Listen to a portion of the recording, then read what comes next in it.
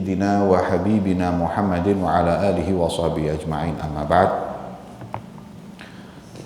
Wa min akhlaqihim radhiyallahu ta'ala anhum, dan dari akhlaknya para salaf, para aulia, para solihin, diantaranya kathratul wasaya min ba'dihim li ba'd, senantiasa saling memberi nasihat dan wasiat.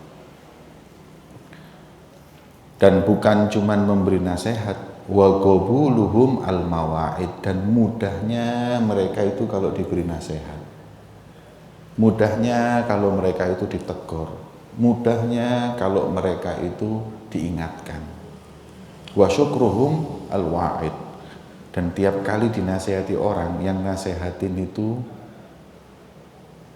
dipuji, diterima kasihin, dicintai, seneng kalau lihat ada orang nasihatin dirinya. Wa adamu ru'yah ahadihim fi nafsih annahu qam biwajib hak man nasohahu.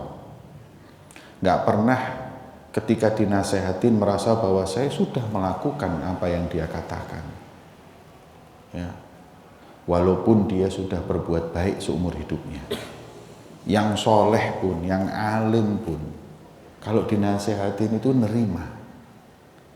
Wadhalik, dan itu semua karena umur perkara ukhrawiyah, perkara akhirat, la tuqabal bi a'radi dunyawiyah, nggak bisa dibeli dengan hal yang duniawi. Mereka menganggap bahwa nasihat dan wasiat itu cinta, rahmat, kepingin kebaikan. Makanya mereka paling senang, kata Habib Ali Habsyi, man nasahni wa ala linushi qabil. Siapa yang mau nasihatin aku terima nasihat kalian. Sekelas Habib Ali bin Muhammad Al-Habsyi itu, beliau menanti orang yang memberi wasiat, nasihat, mau'idhah kepadanya. Ini tidak lain karena rendah hatinya mereka dan gak pernah melihat kebaikan pada dirinya. Makanya mudah dinasihatin. Kalau kita sulit dinasihatin karena kita ini punya sifat sombong, merasa dirinya baik. Ini yang membuat kita ini sulit dinasihatin. Apalagi kalau yang nasihatin kita di bawah kita umurnya.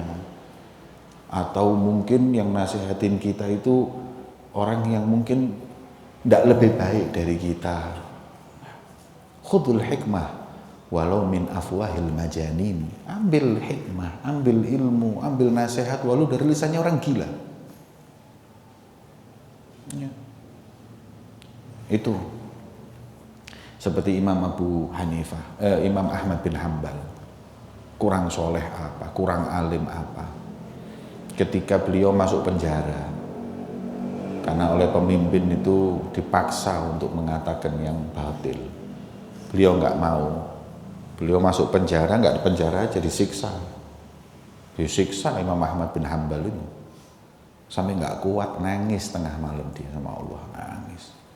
Di sebelahnya ada preman, mujrim. Ditanya Imam Ahmad bin Hanbal, kenapa kamu nangis? Karena aku nggak kuat dengan siksaan imam atau sultan atau pemimpin yang dolim.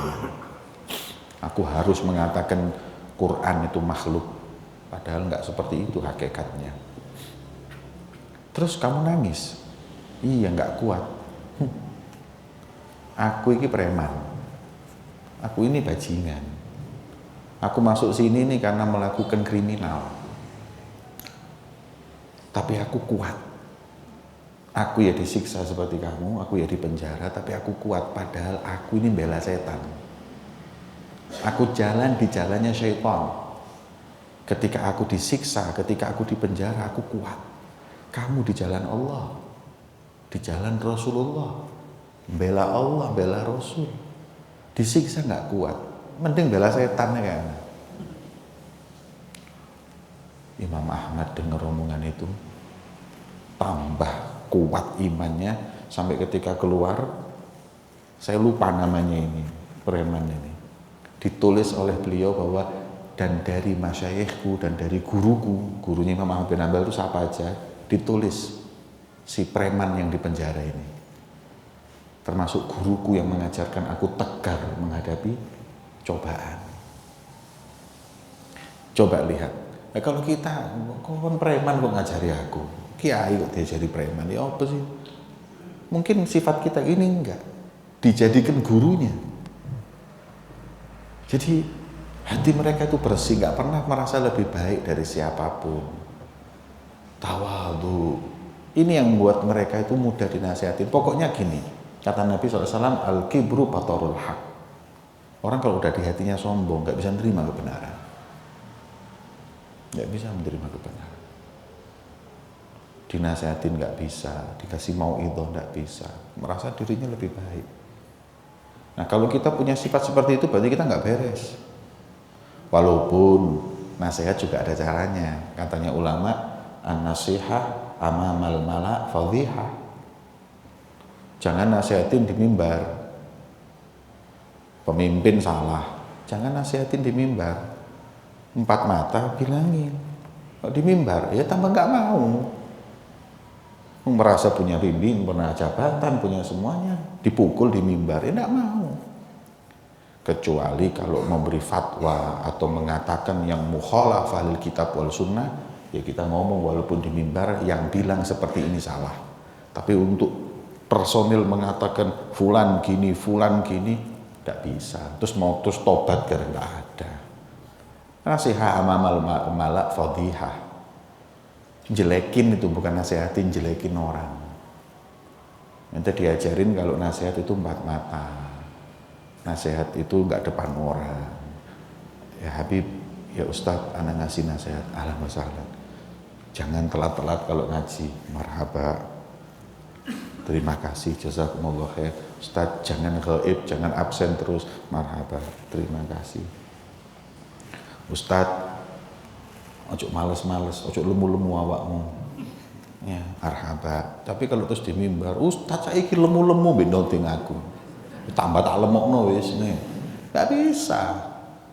Jadi tidak boleh seperti itu. Nasihat itu karena ngomong jangan telat, jangan absen, jangan gemuk, ini semua demi kebaikan saya. Emang enggak, udah kebaikan saya. Nasihat seperti itu hadirin. Nah kalau sudah nggak mau terima nasihat walaupun sendiri, wah ya udah parah. Kita parah, hati kita ini betul-betul sombong, kotor. Nah akhlaknya para salaf, seneng kalau dinasihatin, bahkan minta, ausini, nasihatin saya. Sayyidina Umar aja pernah minta nasihat kok para sahabat yang di bawahnya. Beliau sudah jadi khalifah kepada Sayyidina Hudzaifah, enggak salah, ausini.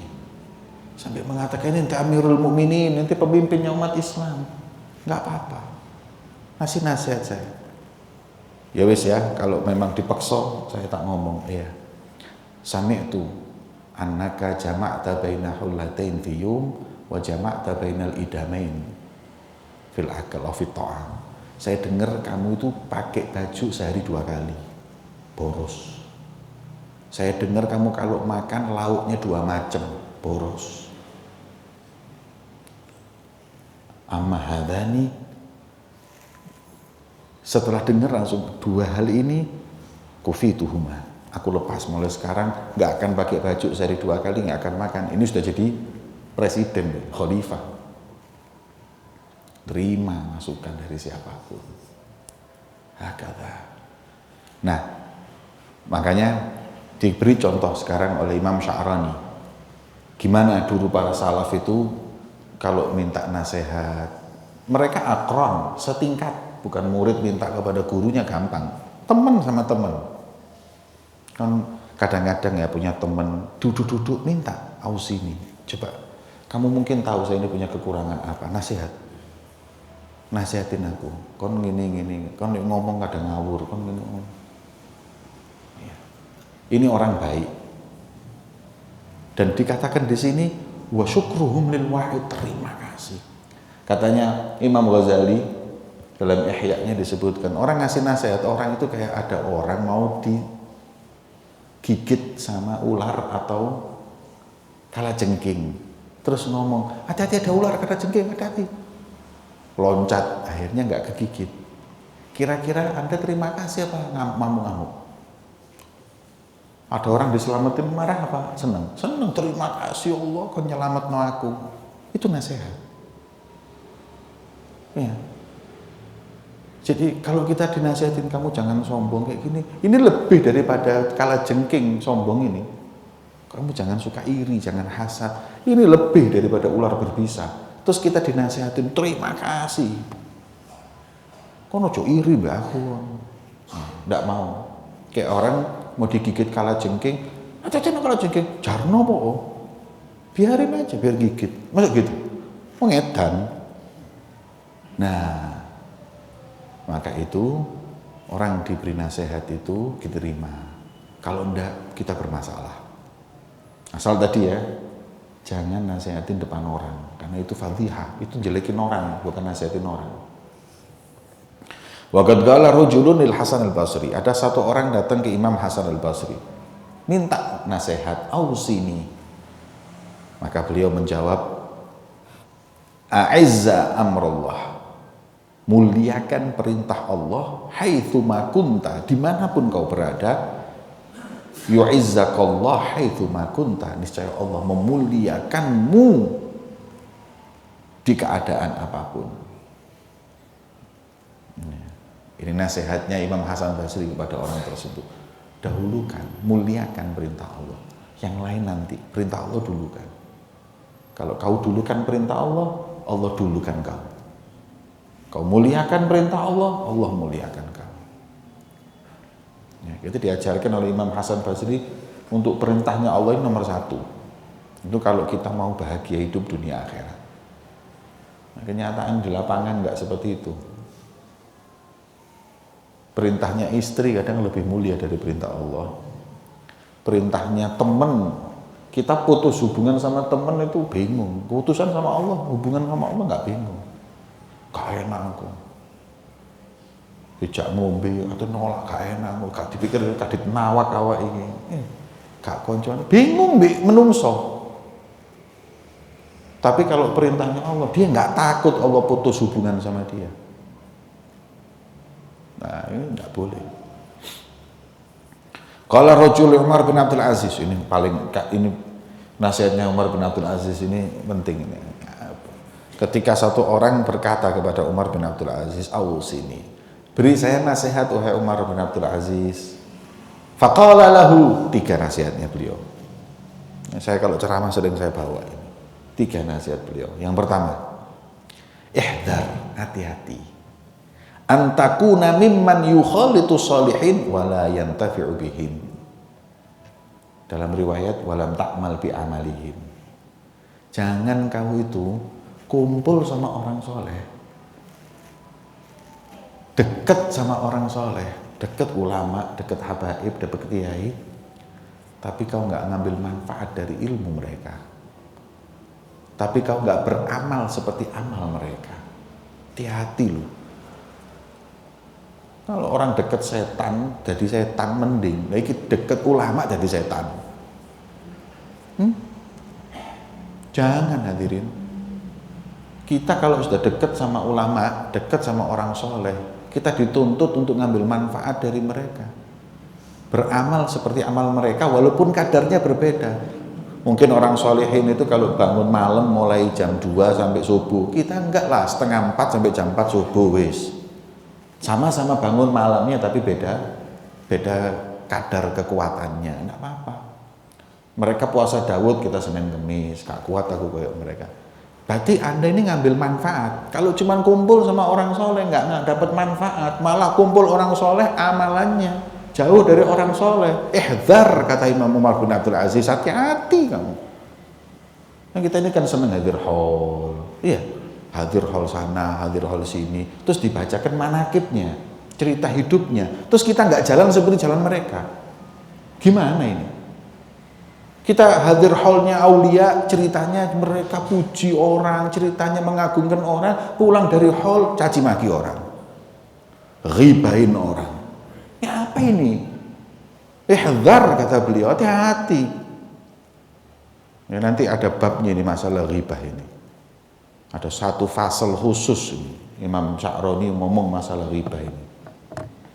Nanti di bab selanjutnya. Kalau kita dengar ghibah ini, pertama kita pasti langsung takut ghibahin orang, yang kedua seneng dighibahin. Bingung ya? Bab ghibah ini kalau kita baca nanti, sampean bakal jijik ghibahin orang, yang kedua sampean bakal seneng dighibahin orang.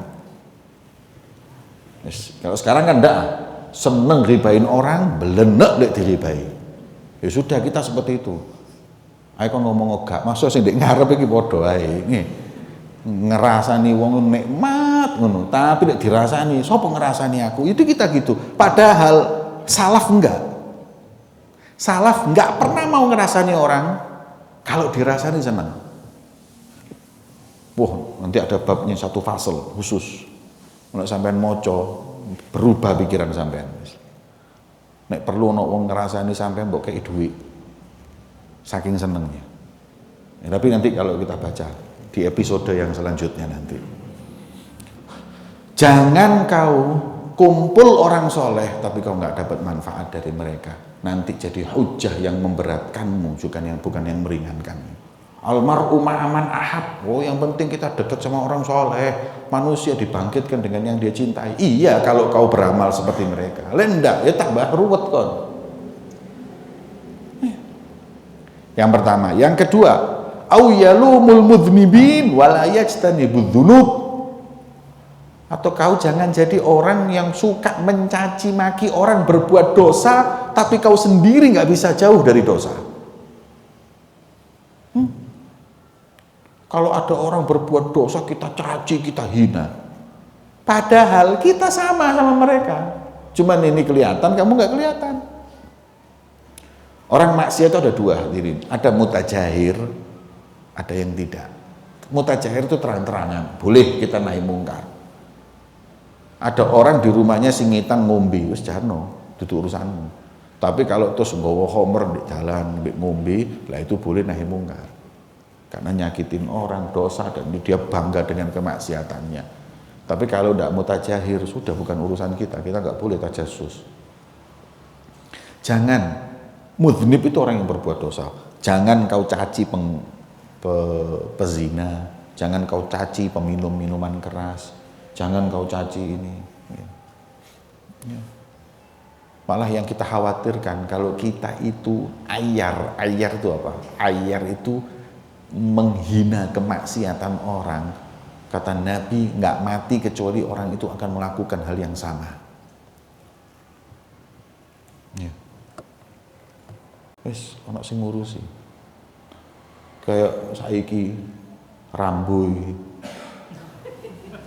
Wis jarno.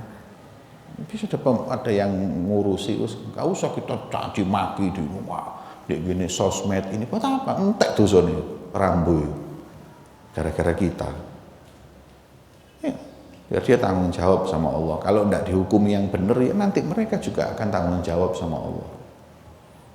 Ya. Kita jangan disibukkan dengan pelaku dosa. Ya. La talum, jangan kau hina mereka. Ya. Perbuatan maksiatnya kita musuhi, tapi orangnya tetap kita sayangi dia. Kayak orang yang batuk terus minum es, Anda larang dia. Benci, kesian. Ada orang minum khamr, jangan atas dasar benci, tapi atas kesian. Ini soal mlebu neraka lho bengi gara-gara khamr. Ada orang zina, jangan kau benci pas zina, enggak. Ya Allah, kon eman, kon mlebu neraka lho gara-gara itu. Gitu loh. Rubah mindsetnya, rahmah, kesian. Jadi kalau lihat orang maksiat itu kesian. Ya Allah, kadang lihat terus gini turun sempet tobat ya Allah. Itu. Yang terakhir, au mimman yal'anu syaitan fil alaniyah wa yuti'uhu fis sir. Jangan kau jadi orang yang kayak di depan orang musuhnya setan.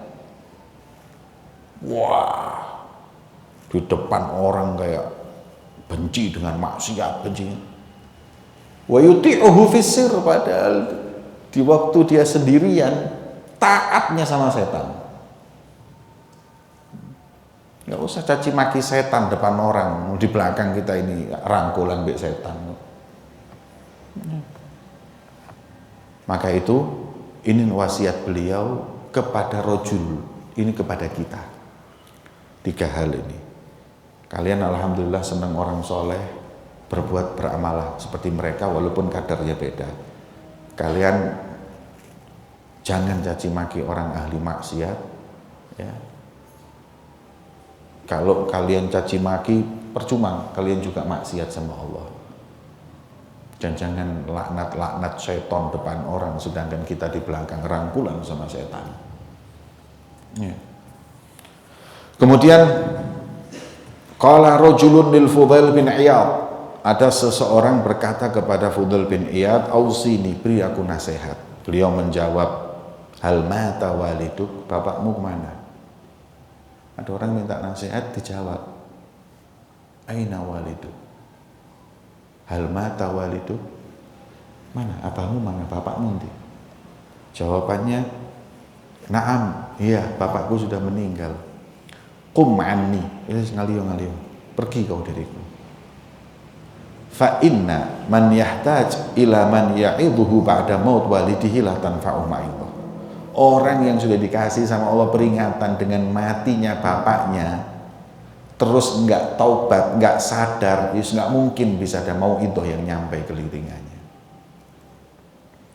Orang itu kan kalau sudah bapaknya mati, goncangan buat dia. Nih, bahwa dia kan juga mati seperti ayahnya.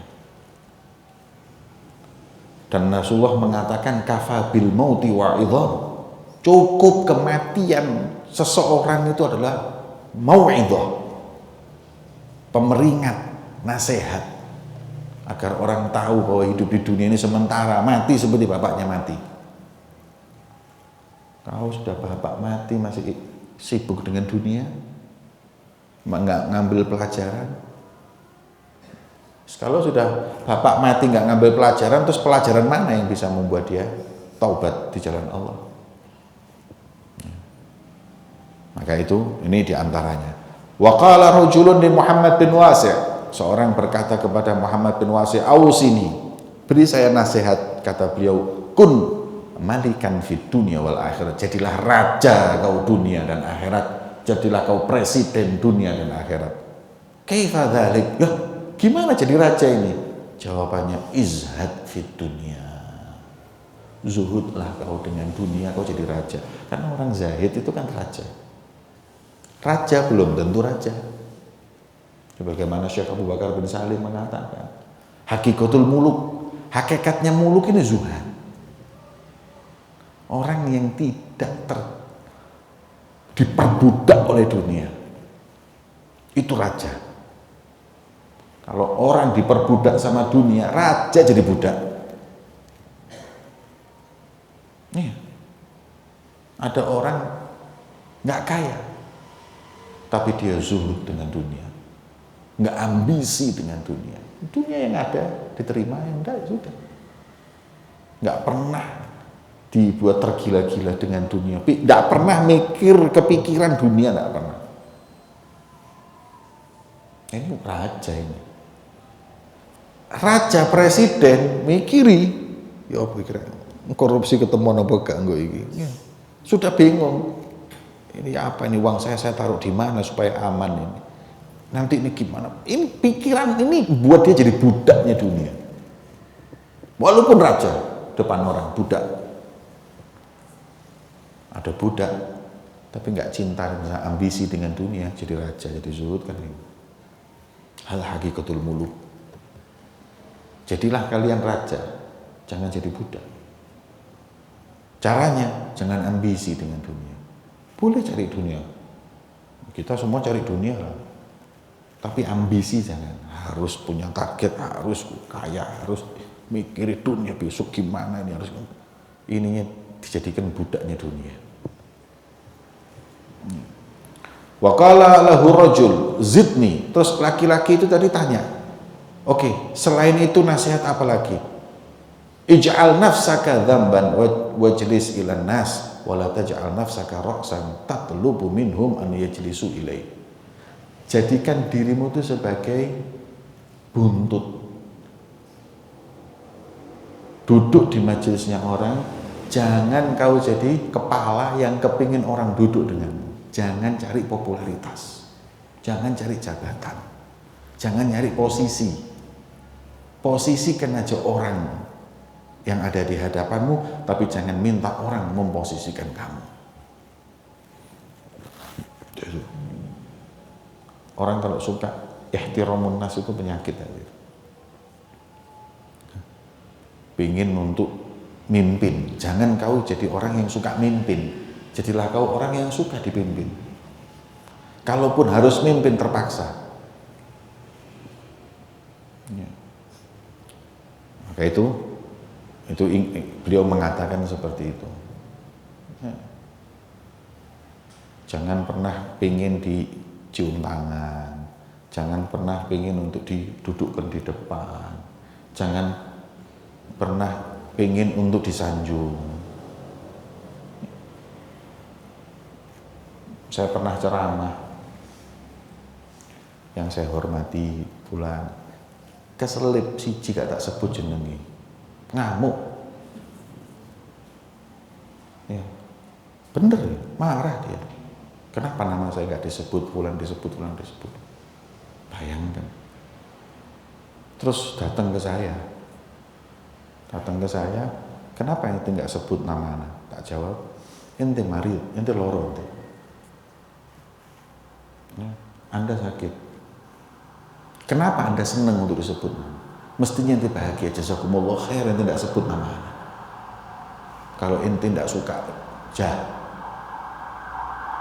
diem dia. Makanya di Ar-Ridwan sekarang saya nggak mau nyebut-nyebut lagi sudah. Pakai nggak sebut kabeh, kecuali nak tamu, kiai tamu, enggak. Langsung assalamualaikum. Karena saya pikir-pikir, ya dulunya mau nggak disebut, akhirnya penyakit. Seneng disebut, nggak disebut ngamuk. Berarti penyakit, terus misal nggak sebut kabeh. Kecuali kalau ada tamu, presiden, wali kota, bupati baru saya sebut, tamu sepisan hadir. Ya ikramud dhaif, memuliakan tamu saya sebut. Ada kiai datang, habib dari luar negeri datang, udah saya sebut. Lainnya enggak saya. Atau Habib Qadir kata tak sebut. Ya, sing duwe Ar-Ridwan, enggak saya sebut namanya. Tapi karena beliau enggak butuh gitu-gitu, enggak pernah ngomong. Saya ngomong kok jeneng enggak. Gak paten dia. Ini tidak saya sebut, tidak seturu. Apa jenengku gak disebut? Allah, mari nanti sakit nanti. Ila hadal had sampai sebegitunya.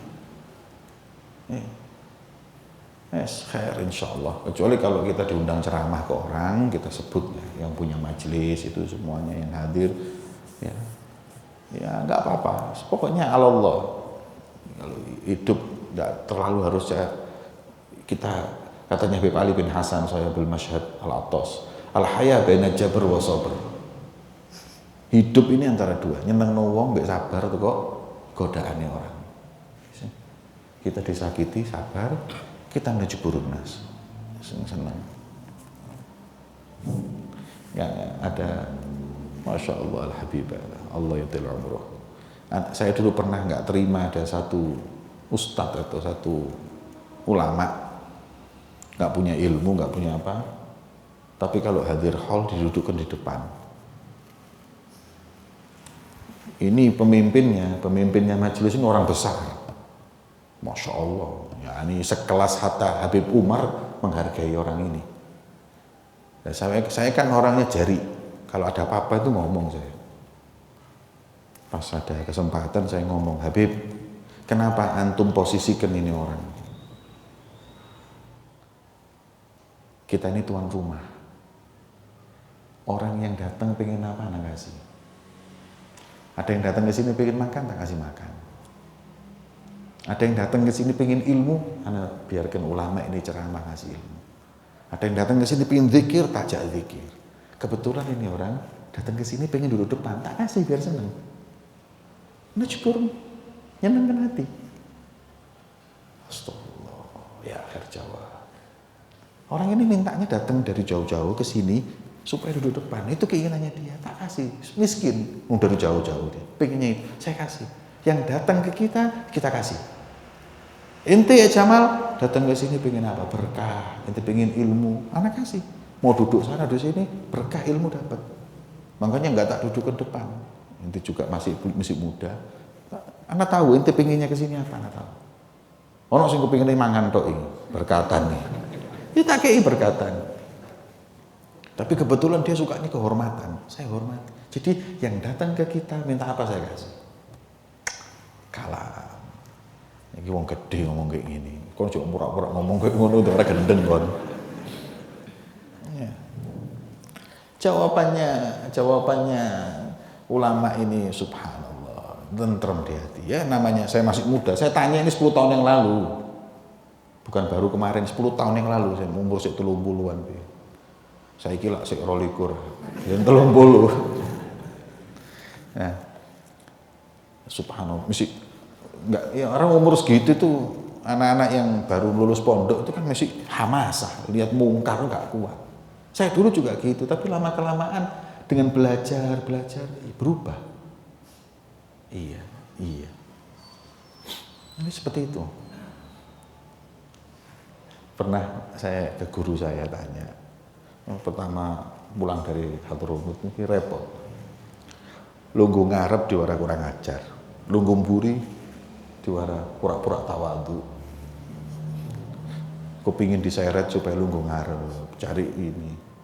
Duduk belakang enggak boleh, duduk depan dibilang kurang ajar. Bingung, lu bundi nak ya. Ini udah kurang ngawang ngono enak. Bener. Kita ini kalau duduk depan ada majelis, cilik lungguh ngarep, ya hibut tasaddur atau seneng makom. Duduk belakang, supaya ketok tawadhu, supaya dimaju-maju. Bingung.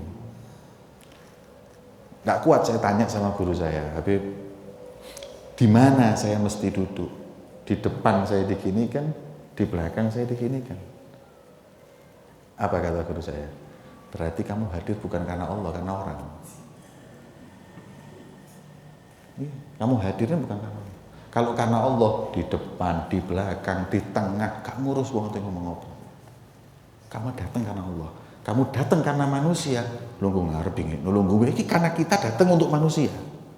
Karena manusia. Perubahan. Dari situ berubah. Sudah pokoknya saya hadir acara, saya duduk di mana saya ada sampai. Kalau tuan rumahnya seneng saya duduk depan, saya ke depan. Kalau enggak, ya enggak. Nyeneng wong tuan rumah. Kadang tuan rumah kalau saya duduk di belakang, dia enggak seneng. Ojo, duduk ke depan. Ya sudah, nyenengkan orang tuh. Wis karena Allah, sudah berkhatir. Ya, dulu sibuk nunggu ngarep pemburi. Apa yang diajelin bingung menungso. Itu mau idoh nasihatnya guru-guru itu seperti itu. Kadang kita nggak sadar yang kita perbuat ini salah tok aku ini. Ya, kon yang golek ridhone menungso ya salah tok. Mana ada benernya? Sekelas Imam Syafi'i pernah berkata, lawang Allah aja disalahkan. Dibilang Allah itu anaknya punya anak. Nabi Muhammad juga disalahkan, dibilang penyihir. Terus kita nggak mau disalahkan. Dicari kekurangan, dicari kesalahan. Gusti Allah digoleki kesalahannya. Sudah, hidup sama Allah, jangan sama makhluk. Loro kabeh kon. Ya. Itu nasihat. Kemudian qala dakhala Umar ibn Abdul Aziz rahimahullah taala yauman ala abid. Datang atau silaturahim Sayyidina Umar bin Abdul Aziz ke rumah seorang ahli ibadah. Wa qala lahu, berkata Umar bin Abdul Aziz, aku datang ke sini untuk kau nasihatin aku. Ini Umar bin Abdul Aziz, presiden, datang ke rumahnya orang ahli ibadah minta nasihat. Faqala lahul abid, si ahli ibadah itu berkata, idza alim annaka mimman yakhafullah ta'ala la wa'atu. Kalau aku tahu bahwa engkau orang yang takut sama Allah, niscaya aku beri nasihat kepadamu. Kalau kau nggak takut sama Allah, cuma nasihat itu buat orang yang takut sama Allah. Fa ghasyiya alaihi Umar min kalami, pek semaput. Umar bin Abdul Aziz itu rokik, nangis, dinasehati nangis, lihat kejadian nangis. Ini semaput. Kalau aku tahu kau orang yang takut sama Allah, aku nasihati. Tapi kalau kau tidak takut sama Allah, percuma. Blok. Wa kana Umar bin Abdul Aziz, beliau berkata, "Ra'aitu Abul Abbas Al-Khidir." Aku pernah berjumpa Nabi Khidir. Langsung yaqadhah, bukan mimpi. Bil Madinah Al-Musyarrafah, di Madinah. Fakultu lahu, kemudian aku langsung minta wasiat kepadanya. Ausini, wahai Nabi Khidir, kasih saya nasihat.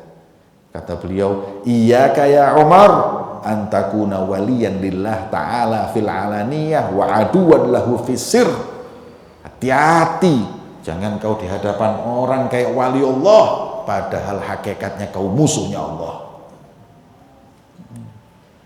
Jangan, mending sebaliknya, depan orang kayak bajingan, tapi hakikatnya dia wali Allah. Kan enggak, thariqahnya Alawiyah ini kan enggak suka nunjukkan kewilayahan, lebih khumul. Gurunya Habib Ali Habsyi itu siapa? Habib Abu Bakar Al-Attas. Katanya Muhsin bin Abdullah cerita sama saya, Habib Abu Bakar itu wali besar yang tahu cuma beberapa orang, termasuk Habib Ali Habsyi. Dan Habib Ali kan cinta gila sama Habib Abu Bakar, sampai gosidah-gosidahnya itu isinya semua pujian kepada gurunya, padahal ketemu cuma berapa kali. Lah Habib Abu Bakar itu wali besar, tidak ada yang tahu, bahkan saudaranya sekandung tidak tahu kalau dia wali. Nah sekarang kan enggak, harus masuk Facebook kalau wali, harus diumumkan di Instagram. Oh, mimpi-mimpi ya diumum, no. Kayak tadi malam jumpa dengan Rasulullah. Apa? Orang supaya tahu ente ini cinta sama Nabi, gitu. Nggak perlu. Saya 5 tahun duduk dengan guru saya, Habib Umar, nggak pernah cerita mimpi, sekalipun nggak pernah. Mimpi tadi malam gini. Kadang-kadang cerita ada orang yang mimpi. Amin, termasuk tawaduknya Habib Umar itu. Saya pernah waktu di Rusia. Di Rusia itu duduk dengan Syekh Muhammad Taufik Al-Buti. Kemudian di situ ada Habib Ali Jufri, ada Habib Umar, lagi duduk bareng gitu. Saya duduk bawah, Habib Umar duduk atas, Syekh Muhammad Taufik duduk. Terus cerita Muhammad Taufik. Oh, pernah suatu hari Habib Umar itu ke Suriah sama Habib Ali Jufri. Terus bawa jamaah, yang di antara jamaah itu ada yang bisa qasidah, suaranya enak. Bawa qasidah Musahabatur Rijali Dzawil Wafa'i. Didengarkan sama Muhammad Ramadhani Al-Buti, qasidahnya ini, kalimatnya. Kata beliau, azim, mufakat, top iki qasidah. Liman hadil qasidah? Siapa yang ngarang qasidah ini? Habib Ali Jufri mau ngomong, didisi Habib Umar. Hadza wahid min ahli khair fi Hadramut. Ada orang biasa, orang baik, orang biasa kayak di Hadramut yang ngarang. Terus Habib Ali Jufri kan wongnya gak kuatan, mau ngomong, terdeliki mbak Habib, menengok. Nek aku, qasidah sapa? Sumpah aku sing ngarang. Ketok duduk mau aku. Aku sing ngarang nih. Ada orang di Hadramut ini. Gak mau ditutupi. Ya, subhanallah. Akata. Kemudian wa qala rajulun li Isa alaihi salatu wasalam, idni ya ruhallah. beri saya mau'izah wahai ruhnya Allah, Sayyidina Isa. Kemudian beliau mengatakan, berapa banyak orang yang sudah dapat mau'izah tapi nggak sadar. Kalian bikin capek orang-orang yang memberi mau'izah. Sampai kapan mau'izah itu sampai ke telingamu tapi tetep aja enggak sok tobat, bikin capek. Wa qala rajulun, kemudian seorang berkata, Imam Hasan Al-Basri, ausini, beri aku nasihat. Beliau berkata, jangan berlaku dosa, niscaya kau melakukan dosa, kau campakkan dirimu ke neraka. Padahal kau kalau lihat ada orang aja melihat barghuz, serangga, nyamuk barghuz itu serangga, ada orang ngambil serangga dimasukkan ke api dibakar, kamu nggak ridho, tapi kau lihat dirimu kau campakkan ke neraka, kau ridho? Kasihan kau dengan serangga, nggak kasihan dengan dirimu. Makanya jangan berbuat dosa. Wa qala rajulun, li Abdullah bin Mubarak, ausini, qala utruk fudulun nadhar. Beri saya nasihat, kata beliau, utruk fudulan nadhar, jangan pandang sesuatu yang nggak perlu dipandang. Makanya kaum solihin kan suka pakai toilasan kan, karena kepingin nggak lihat sesuatu yang nggak manfaat dilihat. Jangan fudulun nadhar, sesuatu yang nggak perlu dipandang nggak usah dipandang. Sengenceng urip jalan di jalan belok ngisor, kalau lihat salah itu namanya ndak fudulun nadhar, dudu omahe wong diteloki. So bangun. Karena Ba'dus Shalihin 3 tahun lewat rumahnya satu orang, nggak tahu kalau rumah itu baru. Ketika terus diundang dia tanya, loh itu loh rumahnya Fulan bin Fulan. Oh baru tahu, lo kan tiap hari ente lewat nggak pernah lihat saya. Kalau ada mulai durung bangun udah sebut delok, apa ya bangun apa ya? Fudulun nadhar. Kadang orang itu naik mobil temennya baru, nggak tahu, mesti gaya motor, sak jam ini motor anyar loh, oh iya lah, loh kan gak nggak tahu, aku kan mereka kon motor apa, nggak fudulun nadhar. Itu tinggalkan. Apa manfaat orang yang meninggalkan fudul? Tuwaffaq bil khusyuk, orang itu akan sering khusyuk. Tapi kalau sudah lihat sulit khusyuk. Utruk fudul al kalam, tinggalkan ngomong yang nggak manfaat, kau dapat ilmu yang manfaat. Sesuatu yang nggak perlu diomongin nggak usah diomongin. Apalagi maksiat. Fudulul kalam itu kalam yang nggak manfaat untukmu. Min husnil islamil mar'i tarkuhu ma la ya'ni. Kebaikan keislaman seseorang meninggalkan sesuatu yang nggak manfaat, nggak perlu diomong, nggak usah ngomong. Watruk fudulat ta'am, makan itu seperlunya, jangan mangan tok. Tuwaffaq lil ibadah. Orang mau makannya kebanyakan ibadahnya sulit. Tapi kalau makan secukupnya ibadahnya enak. Watruk atajassus, tinggalkan nyelidiki orang, aibnya orang. Tuwaffaq, niscaya kau akan sibuk ngurusin aibmu. Jangan pernah cari kekurangan orang, niscaya kau akan nemukan kekuranganmu. Orang kalau tahu cuma kekurangan orang, sibuk dengan kekurangan orang, lupa dengan kekurangan dirinya. Akhirnya orang selamat, dianya binasa. Watruk al-khawd fi dzatillah, tinggalkanlah untuk engkau masuk terlalu dalam memikirkan, membayangkan zatnya Allah, bentuknya Allah. Ya, kalau kau tinggalkan itu, ya, kau akan jauh tuqa, terjaga dari syak dan nifak. Buat kau nggak ragu dan nggak menjadi orang munafik. Wallahu a'lam bishawab. Itu nasihat-nasihat. Nah, kita kalau ketemu ulama terus dapat kesempatan berdua, ya kita duduk gitu pas sampean ke rumahnya temen, nggak tahu di situ ada ustadz, ada kiai, ada habib.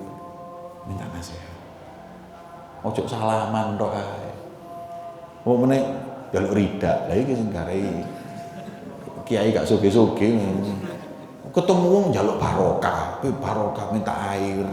Ndak apa-apa. Tapi kalau pas dapat kesempatan, oh sini. Beb nyuwun nasihat, saking panjenengan setunggal nasihat. Nasihat gini, nah, itu lebih mahal dari air, lebih mahal dari tasbih, lebih mahal dari rida, lebih mahal dari surban. Entah ketemu pas barengan, beb barokah itu jaluk kelambine itu jaluk surban. Ya. Sebenarnya nggak perlu, ya dapat ya alhamdulillah, semuanya kepingin dapat. Cuman ada yang lebih penting, nasihat, wasiat. Kan ada Tadhkiratul Mustafa, Habib Atos bin Abu Bakar Al-Habsyi. Karena Habib Mustafa Al-Idrus itu ngotot kepada Habib Abu Bakar Atos minta nasihat, sampai beliau mengatakan nanti beliau beli buku pulpen, kasihkan ke rumahnya, tuliskan di sini. Mulai dari Hadramut, dari Tahrim, tidak ditulis-tulis sampai mau berangkat ke Mekah. Akhirnya dia takut dipanggil anaknya Habib Mustafa. Bilang ke abahmu, saya nggak ada waktu untuk nulis nasihat, untuk kitab buat nasihat buat anak-anaknya dia. Kata beliau, bawa ke Mekah, mungkin pas ada waktu. Bener, dibawa ke Mekah, pas sampai Mekah kok subhanallah, datang semangat, nulis dia. Jadi kitab Tadhkiratul Mustafa itu satu kitab. Dia tulis nasihat kepada Habib Mustafa dan anak-anaknya, dan akhirnya beliau tulis ini nasihat buat beliau dan semua orang yang mau ngambil nasihat. Jadi kitab. Itu mahal, mintanya itu mahal sama ulama itu nasihat. Itu sarung itu. Yes, selera rendah.